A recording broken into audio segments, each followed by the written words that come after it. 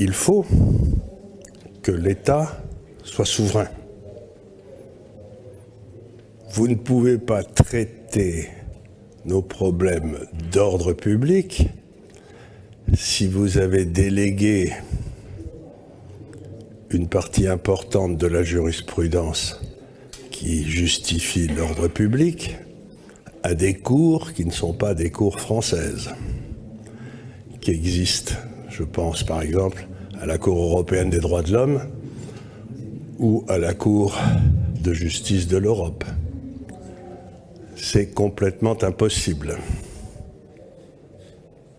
Et le symbole unique et le plus ancien de la souveraineté d'un État,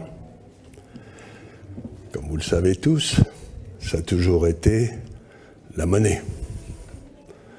Le privilège régalien, c'est de battre monnaie quand même, qu'on le veuille ou non, hein. C'était ce qui vous donnait. Alors, ça aussi, on nous l'a enlevé. Alors, je vais essayer de vous donner quelques réflexions sur la monnaie. Et je vais commencer par pourquoi la monnaie a de la valeur. Ça vaut rien, c'est des 0 et des 1 dans un ordinateur et ça coûte rien à faire. Et alors, cette question importante a été traitée par 3 personnes. La première, c'était Aristote, qui vous disait la monnaie, à l'époque, c'était l'argent métal en Grèce. La monnaie a de la valeur parce que ça coûte très cher à faire. Et ça, c'est une idée qui est intéressante, mais qui est fausse, parce que si vous faites quelque chose qui coûte très cher et qui ne sert à rien, ça ne vaut rien. Donc c'est l'idée de la valeur travail qui a été reprise par les marxistes, et ça s'est planté de façon monstrueuse. On l'a vu. Bon, donc la monnaie, c'est pas quelque chose qui coûte très cher à faire.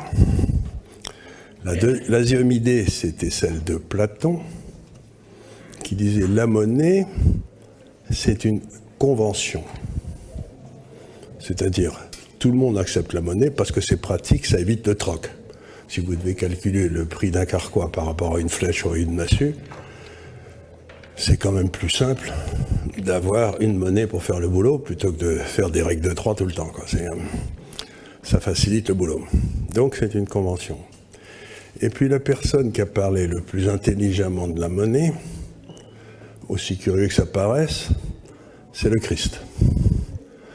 Alors le Christ, vous savez, il était en train de se balader dans la campagne, et il voit, il y a un pharisien qui arrive, qui lui tend un piège affreux, et qui lui dit, Rabbi, faut-il payer les impôts à César?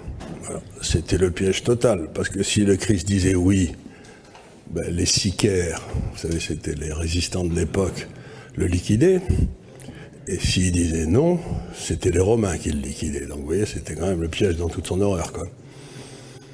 Et le Christ dit, avec quoi payez-vous les impôts à César? Et le pharisien répond, ben, avec de la monnaie.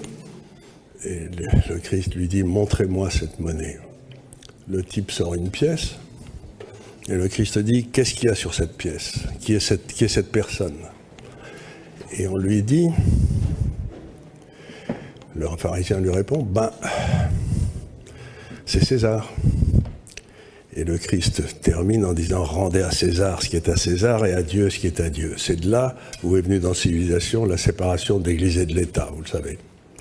Mais surtout, ce que personne ne dit jamais, c'est que le Christ dit, mais très clairement, la monnaie, c'est César. La monnaie, c'est César. Et la monnaie, ça sert à payer les impôts. Donc vous voyez bien le lien extraordinaire entre la monnaie et César, le symbole même de la souveraineté. C'est-à-dire qu'entre une nation, une monnaie et un État, si j'ose dire, c'est les deux côtés de la même pièce de monnaie. C'est la même chose. Donc si on vous enlève votre monnaie, ça veut dire qu'on vous enlève votre souveraineté complètement. Et à ce moment-là, vous n'êtes plus un État, vous êtes une province. C'est pas possible autrement. Donc il faut que vous compreniez que depuis Jean Monnet à peu près, il y a une volonté constante d'une partie de la classe dirigeante française de supprimer la France pour en faire une province de l'Europe. C'est-à-dire qu'ils veulent remplacer notre État,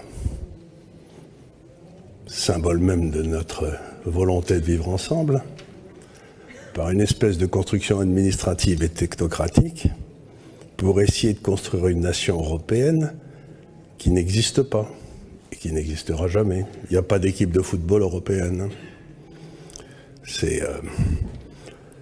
On ne va pas aller se battre,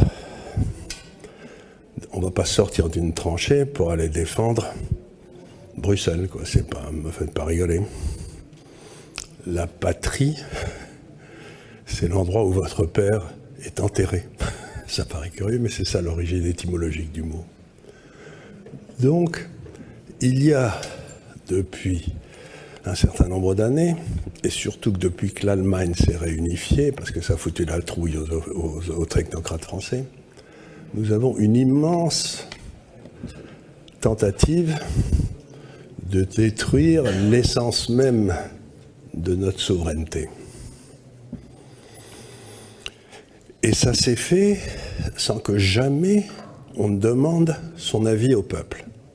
En fait, on lui a demandé une fois, avec la Constitution européenne, et puis on lui a immédiatement, il a dit non, ce qui me paraissait à moi évident.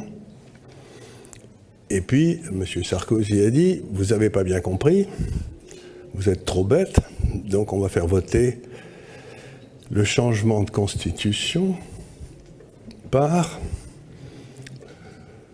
le Congrès. Vous savez, les deux chambres réunies ensemble. Et ces traîtres ont voté en majorité pour accepter la Constitution sous le nom de traité de Lisbonne. Dans une démocratie robuste, comme il en existait autrefois, ils auraient tous été mis contre le mur et fusillés pour trahison. Malheureusement, notre démocratie est tout sauf robuste. Donc, la monnaie, c'est la partie essentielle de la souveraineté d'une nation.